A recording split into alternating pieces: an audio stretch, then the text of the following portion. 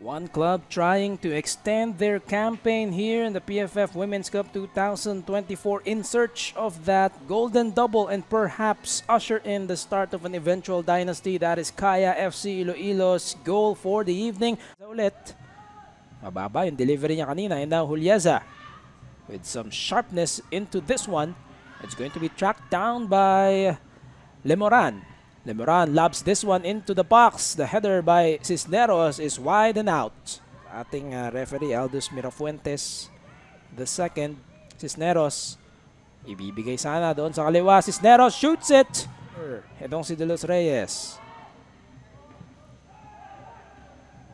Palitan lang yung bola. Sometimes it's just that touch. Castañeda.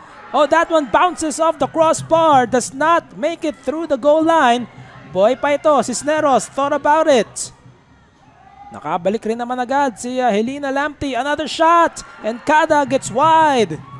At papunta kay Caliz. Here's the cross. De Los Reyes almost conceding a corner. They decide to keep it in play anyway. Manila Digger. Another cross into the box. Asante, but that one is wide. Not much of a challenge. Pang-apat na ito for Kaya by our count. Here's the in-swinger. Good height on that delivery. Long got a piece. And Maya, the header. It's 10. Baba muna sa 10 manlalaro ang Kaya for this sequence. Lemoran, diagonal papunta kay Camille Rodriguez. Kontra Rhea Chan, the cutback. Cisneros, the shot.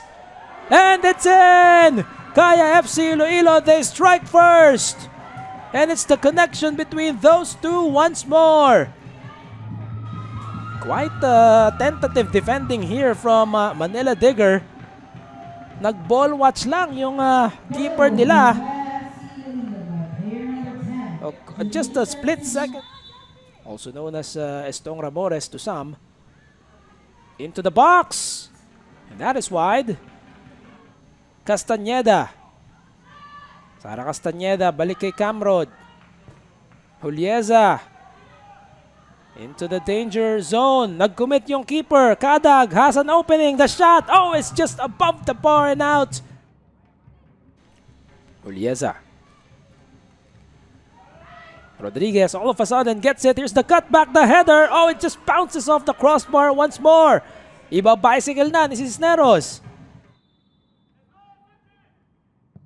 Castañeda shoots it, poked away on the rebound, and that will not be denied. It's the captain, Hailey Long, pushing Kaya ahead 2-0 into a much more comfortable cushion for the defending league champions.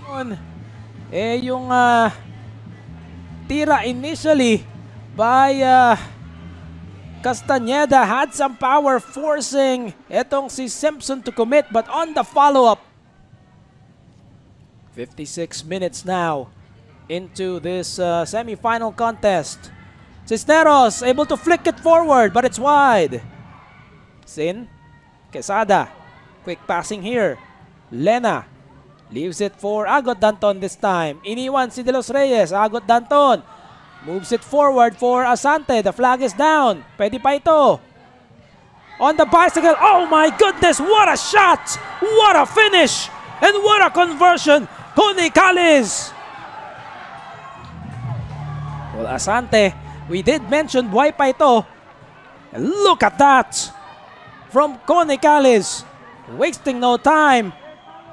Unmarked. And of course, that's the same mindset for Kaya. Try to extend the lead here. Long into the area. Recovered the shot. Bora. They scramble for it. And Rodriguez. Manila Digger with this ball sa kanilang attacking half. Quesada. Looks like napuruan si Hailey Long. May ilalabas. Lena. Oh, they continue here. Here's the shot. It's saved by Ina Palacios. Anyhow, Lemoran gets it and throws it away. And that is the confirmation. Kaya FC Iloilo will advance to the final on the strength of conversions from Julissa Cisneros and Hailey Long. They prevail. They escape Manila Digger once more.